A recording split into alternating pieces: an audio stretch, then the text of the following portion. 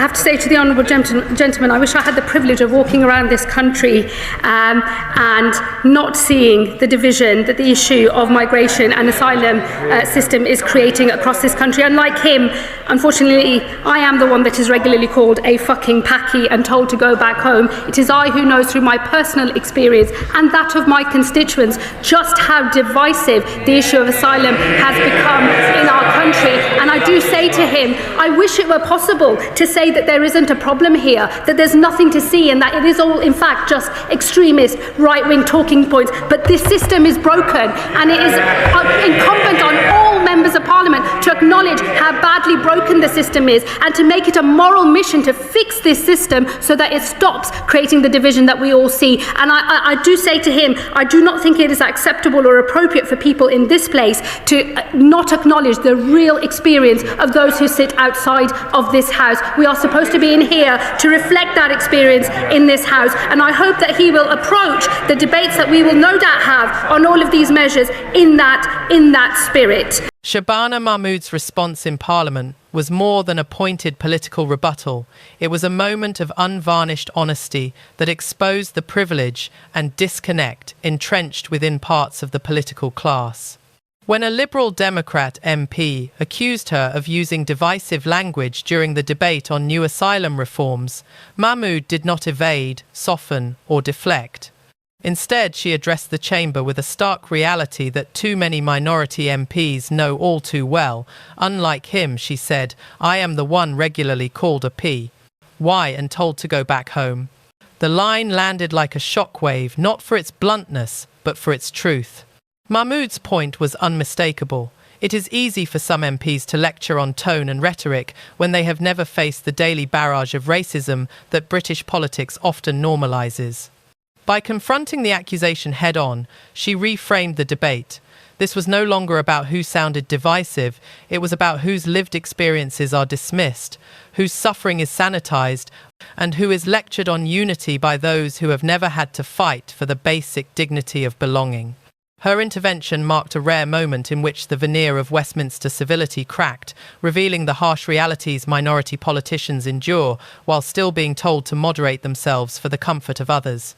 Mahmood's response was not divisive, it was necessary. It reminded both the chamber and the public that discussions on asylum, migration, and national identity cannot be separated from the racism that permeates them every single day.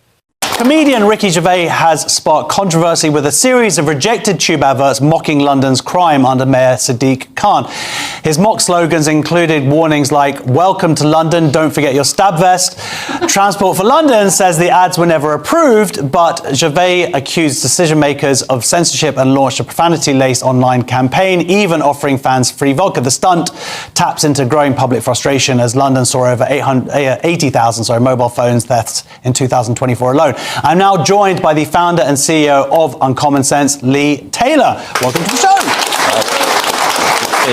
So, my understanding now is there is an advert for this vodka online. It is funny. I think it says, welcome to London. Make sure you hold your phone. Make sure so that's funny. So he gets it out there. Yeah. I mean, look, arguably this is all a little bit of a stunt, as well as raising concerns of TfL's policies towards who they choose to have, because they've had some kind of outrageous. I remember there was kind of arguably an Islamist advert of a guy kind of doing this one finger, which means like one God, and burning dollars, but then it's like a jokey ad is being banned. It is, yeah, and I mean Ricky Gervais he's got his finger on the pulse when it comes to the cultural sensitivities and the culture of the UK, and maybe it was a bit tongue-in-cheek, and maybe it was a little bit of a publicity stunt to get this ad up, but he's got them up now, and I think they're great. I think they're really good. He seems to be. There's not many people though doing good ads at the moment. We'll talk about maybe John Lewis, but there's not many people doing good ads at the moment, and Ricky Gervais finally does something good, and then it doesn't go up, but he's got some up now, which is good to see. I mean, we always talk about our institutions and we should be proud of them in the UK, but arguably our advertising industry was one of the greatest and most innovative in the world, and that has definitely gone. They were almost like works of art. They were, and I think a great professor once said, in order to be able to think, you have to risk being offensive. And the advertising world are just petrified of offending anybody. So they do banal, boring adverts which aren't going to offend the most sensitive blue head exec in their department. And so that's the problem, is they're just not doing anything that's good because they're scared of offending people. And then when one guy comes along, Ricky Gervais comes along to try and do something that's good, the authorities say, no, you can't say that. Well, the example that you just mentioned, the John Lewis ad, I think many people have seen. Have you guys seen it now? Yeah. I think it's a really wonderful advert. It's great. It's traditional family. There seems to be traditional sex roles. The guy does the father and son do a really good job of sort of showing that awkwardness of emotion between father and son.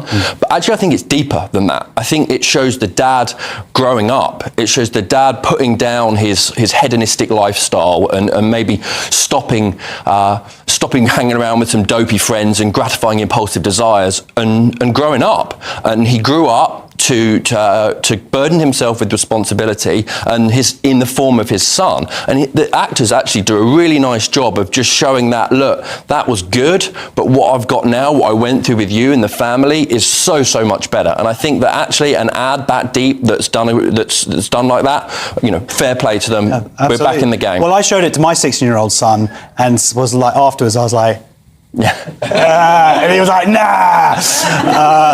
But you could buy me something from John Lewis. So I guess the job done is there. Do you think that that there are people within advertising who are listening, that we might return to that former greatness of advertising glory in this country? I hope so, but my hopes aren't high.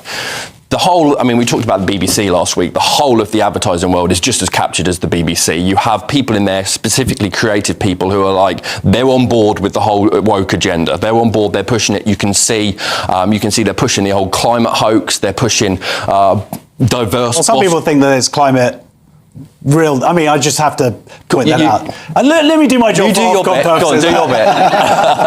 In my opinion, some brands are pushing the climate hoax to try and sell products or scare them into selling products. And you wrote a piece about Oatly. I did, yeah. So Oatly, the CEO actually came out and he said, sales haven't been great, their profit forecasts haven't been great, and he thinks it's down to the doom and gloom adverts that they've been putting out over the course of the last however many years. Essentially the adverts are kind of like, buy our product or we're all going to die. Pretty much, yeah.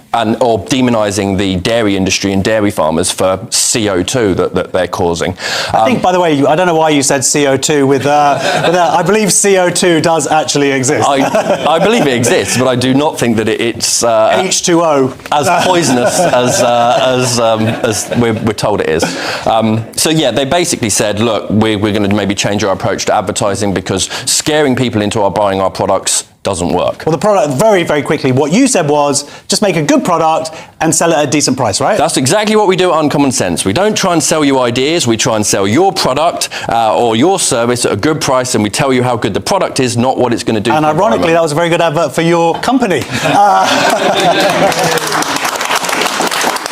So a spokesperson for the Mayor of London said everyone in London should feel safe and be safe. Backed by record funding for City Hall, the police are working around the clock to catch mobile phone thieves, with operations to tackle street robbers, as well as the handlers and organised criminal groups driving criminality in our communities. Last month, the Mayor backed the biggest ever Met campaign to tackle mobile phone crime, successfully disrupting an international major criminal network linked to 40% of all phones stolen in London. Now, a TfL spokesperson said advertisements for Dutch Barn that comply with our advertising policy are running on the Transport network. However, a set of different creatives circulated on social media earlier in the year were not referred to TfL or its advertising partners for consideration.